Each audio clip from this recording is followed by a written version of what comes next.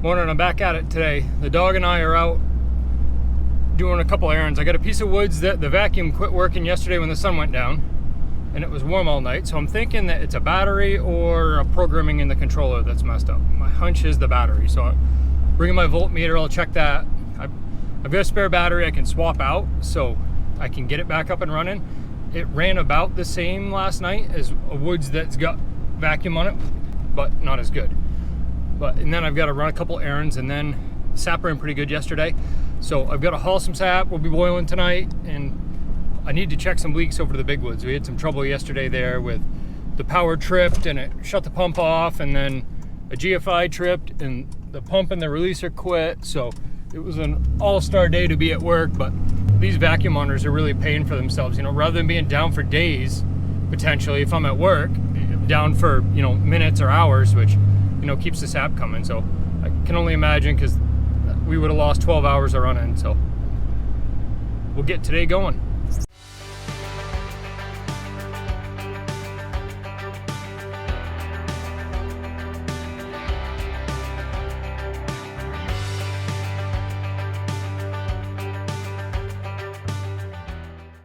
All right, so I'm at one of my remote woods. There's like 120 taps here, I think. I just added a main this year, and it's in a low spot, but this one runs off a solar panel and a battery, a 12-volt battery. But it worked yesterday when the sun was out, and then it didn't work last night, and it should have, because it's been warm enough. So I'm gonna see if I can figure out what's wrong with this thing and get this thing back running.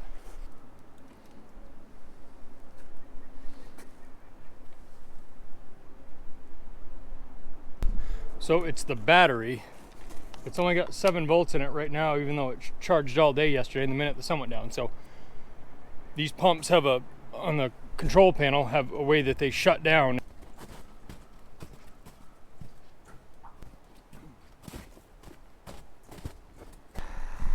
So right away I plug the new battery in and it takes right off. I think that battery is just junk. It's been on my camper for a few years now, and it's also been used here at the woods. So I think that's it, so I'll have to replace that, but this should be back up. So by watching my monitor over here, I was able to tell that my vacuum was down. I was just at work, so I couldn't deal with it, but now I'm home. We'll get this set up. And it ran okay last night, even just on gravity. There's probably, I don't know, 2/3 of a tank, a little bit more than that. All right, errands are done. Now I've got sap tanks that are getting full that I need to get pumped so that I can go check taps. So I'm gonna pump up our home woods. I'll put that in the sugar house. I should probably check the valves to make sure they're closed so I don't run it on the ground. And then I'm gonna go over to Skip Road, or Big Woods, and check that one. And I'll put one load on. I'll go check taps that way I've got room and don't overflow it. Throw sap on the ground, and then I'll bring that home and we'll get more later. Valves are all closed, now we can pump sap. I'm down here at our home woods tank, and this one's almost full. That should be probably 225 gallons, something like that, maybe a little bit less. But I'll get this pumped up, and this one, I just use a gas pump, and it pumps right up into the sugar house.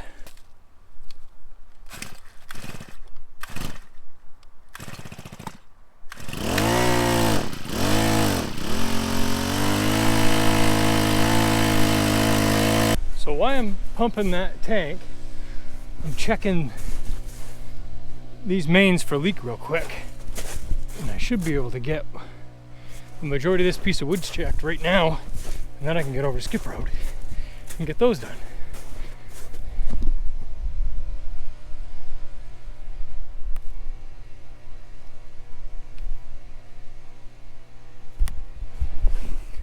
And there's no leaks on this main.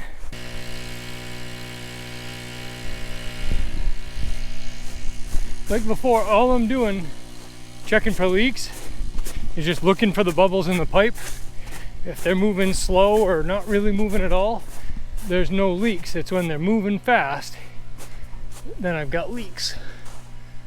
And it doesn't really take long to check these.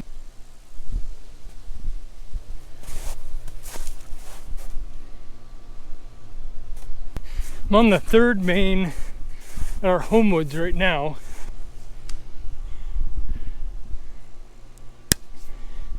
For some reason that saddle was unclipped, but I've got no leaks over here yet.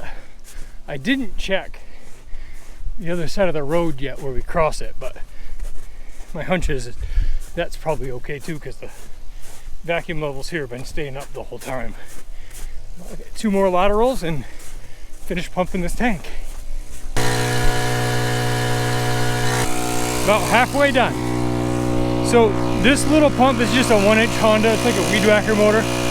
It's about 200 feet, 250 feet up to the sugar house, and it climbs probably 15 feet, maybe 20 foot of lift going up there. So we've got a little bit of head pressure, but it probably takes 10-15 minutes to pump this tank down if it's totally full. And then what I do is I close the valve, clean the tank, and I just run that pipe back into the tank down here, so we never lose any sap. Well, having to dump any in the ground because the pipe can't stay focused open.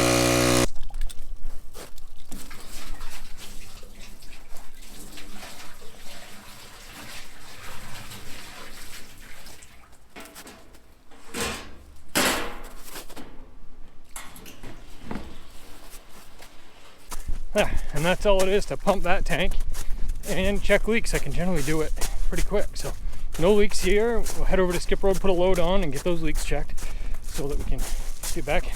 We gotta make syrup tonight. So I'm here at the Big Woods now. Here we hook on, get the hose out of the back of the trailer, and I hook on to the 2-inch pipe down here that pumps up from the tank. So we'll get this hooked up. We'll get a load of sap on, then we'll check some taps.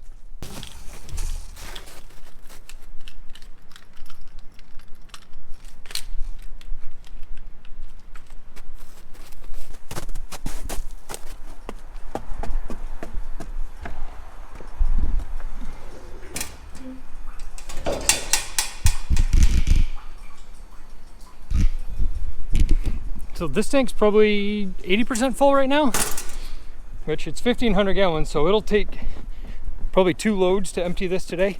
By the time I get done checking taps and get this load back, come back, get the last load of the day before it freezes up, it'll be 2 loads.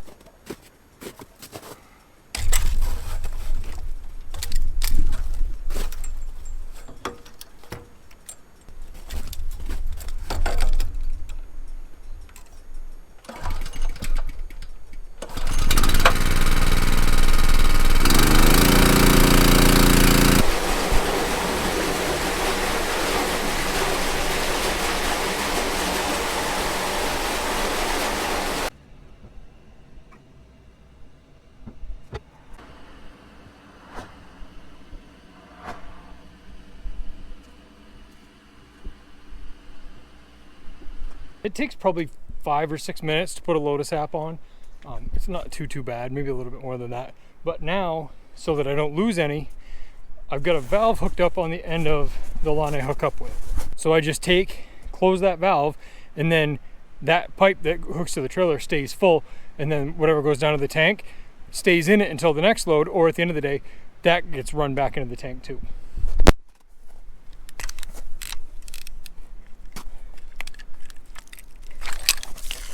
There's 1 load out.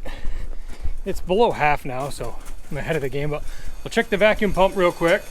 So the vacuum pump is sitting around 900 RPMs, a little bit more than that, which is right telling me that I don't have any leaks on the system. So I still want to go check some of these lines I didn't get checked yet this year.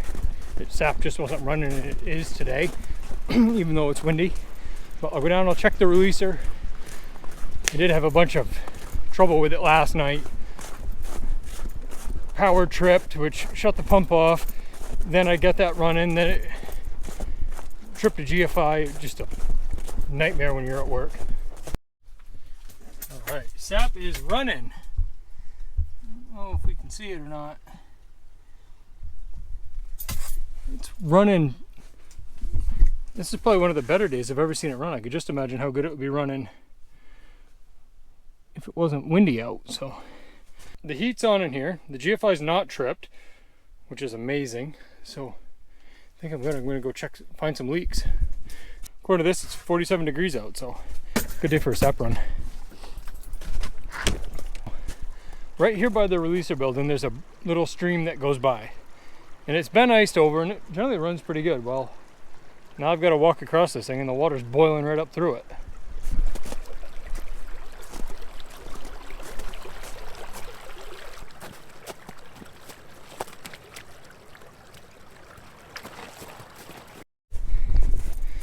So I'm here at the bottom of B1 and the sap is running.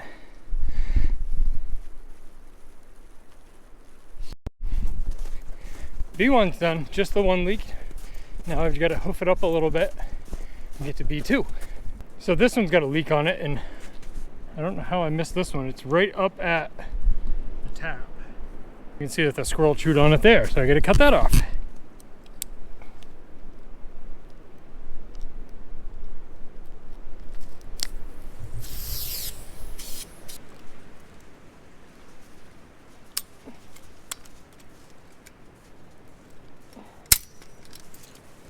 Of course, I had to forget my clippers, so I get to use the knife again. That's always a good time.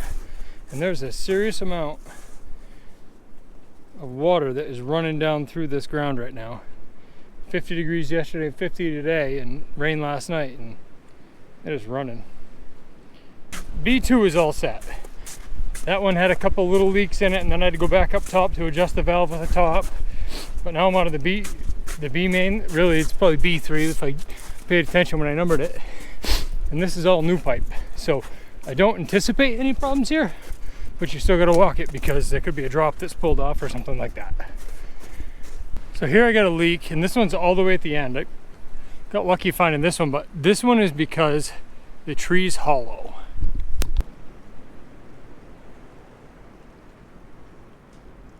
You see how the sap's kind of jumping out of the tap hole? That tells me that this one's hollow. Now, this piece of wood is on a sap ladder, so I need that leaker anyway, so I'm not going to untap this tree, but this is probably one that next year I probably won't tap this one again.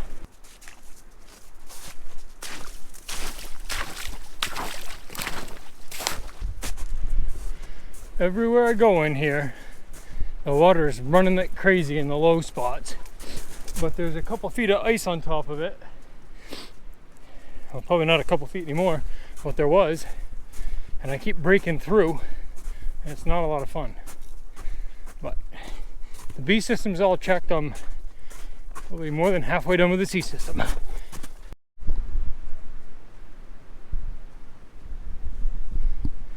Here's one where the tree rats really put a hurting on me because they chewed right at the saddle. And that's messing it up, so I got to replace this now.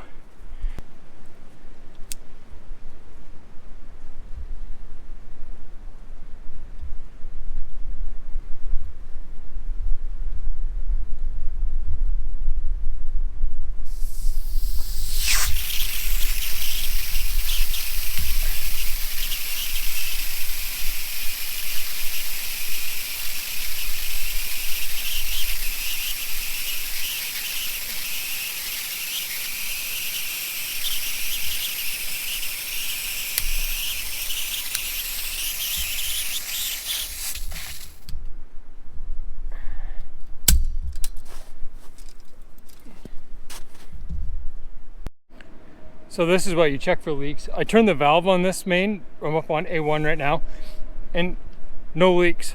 When I get up here, I get this little surprise. So we'll get that cleaned up, and there shouldn't be any issue.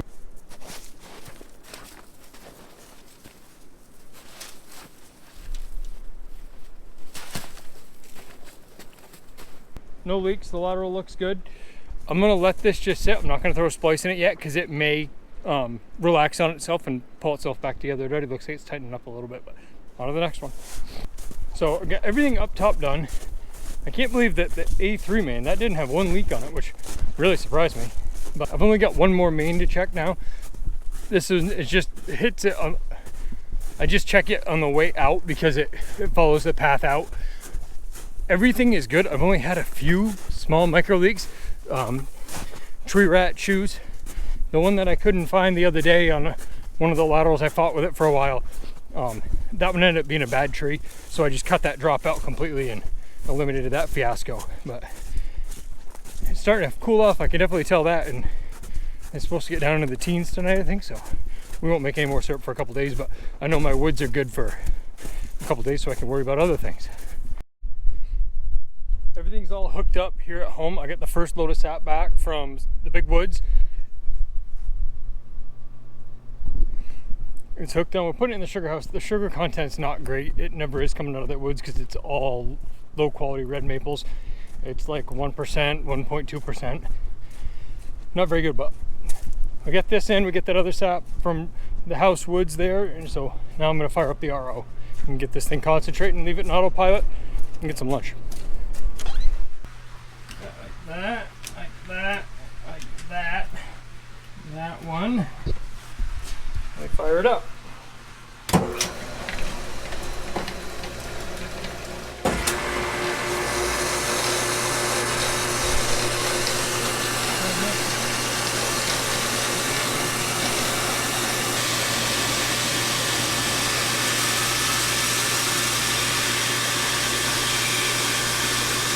So in its simplest form, reverse osmosis is a low pressure pump, a high pressure pump, and then a filter.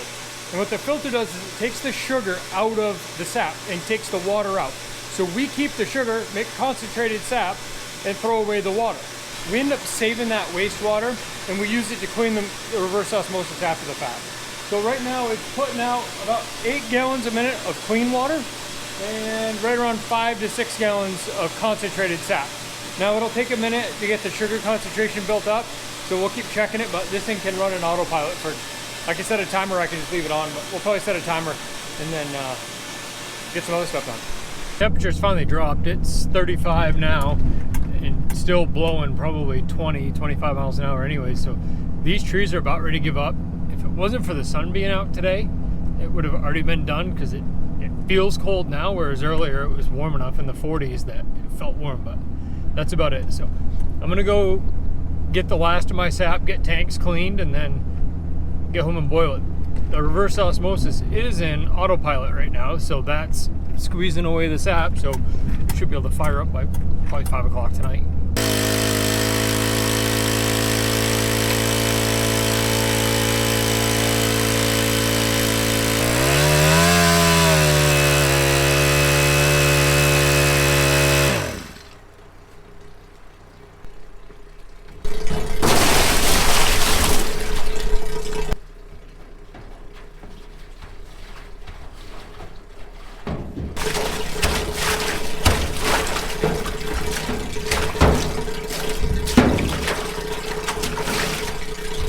This main over here was running like 6 inches of vacuum, not very good. It ended up being that the screen was plugged up. I scraped it out. I don't have what I normally clean it with, I just use an old toothbrush. Load number 2.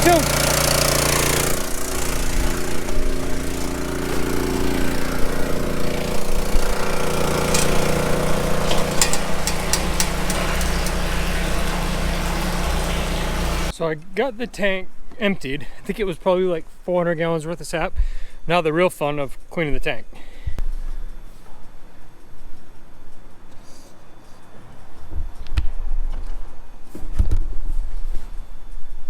So I got to put my foot through the rope and lower myself down in, and I can clean it. Water.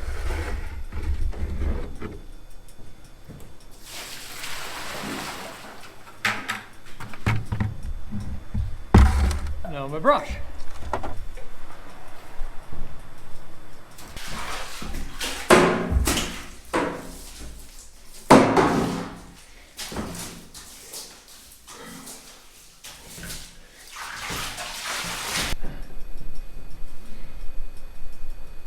Put my foot back in the rope and then, oh.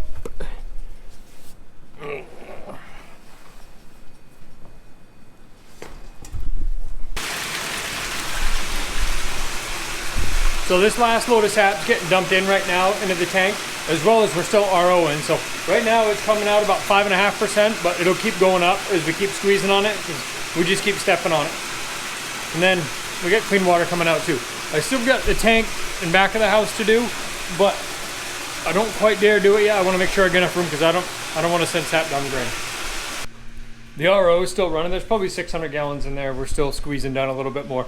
But I'm gonna get the arch ready, get some wood in there, and we'll get this thing ready. We'll fire it up. We'll make some syrup tonight.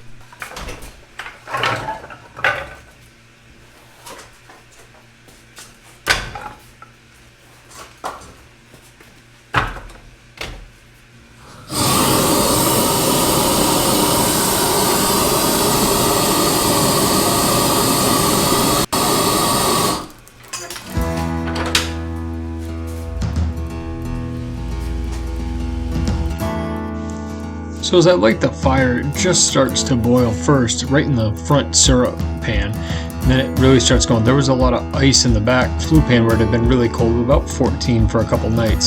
So it took some time to melt that out.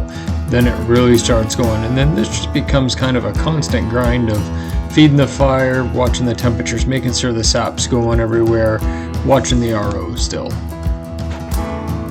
So we start making syrup on kind of a regular basis, but every 5 minutes we're still putting wood on the fire.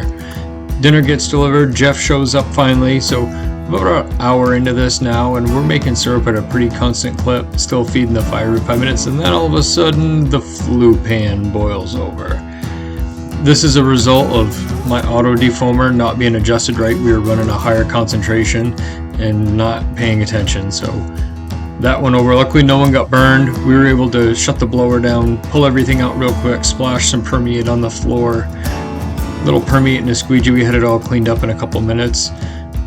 Bring everything back in, and we're back to making syrup pretty quick on a regular basis.